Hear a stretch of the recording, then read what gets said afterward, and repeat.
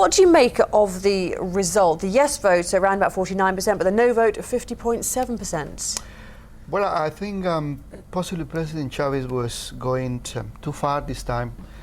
I think one of the major factors here and why he lost this referendum is that a good number of Chavistas, which still support President Chavez, weren't very happy with the referendum and the 69 changes he was proposing. Among those, for him to remain in power indefinitely. That didn't go well with many people, even within the ruling party. Do you think effectively he was testing people to see how far they would go, how far he could push them with the types of reforms he was suggesting? Because they were pretty trenchant reforms if they had got through. I think he made a go at it because his aspiration is the so-called 21st century socialism. And he really want to go the country to go that way.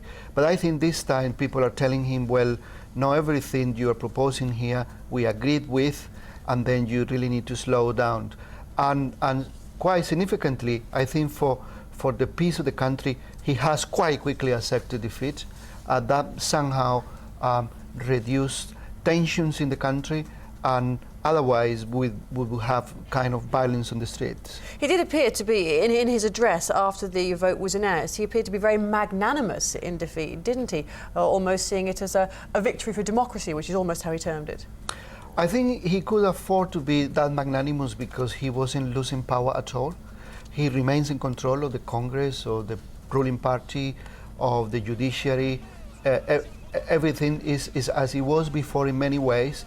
And by accepting defeat, he's basically telling his critics, look, I'm not a dictator as you have accused me in the past, and I accepting results which demonstrate that I want to do everything through the ballot box rather than by force. Do you think the outcome of this particular vote will be a positive thing for US-Venezuelan relations? Because, of course, it means that Mr. Chavez couldn't push through the reforms that he wanted, and that one presumes the Americans wouldn't have wanted to go through. I think it would be a positive development for foreign investors in Venezuela, because there were at least two sectors, the mining sector and the gas sector, with apparently were in line to be affected by a set of economic reforms. But at the same time, there was too much concentration of power. At the same time, I think there's going to be less polarization in many ways, because one of the main fears is that possibly this could develop into serious confrontation on the streets.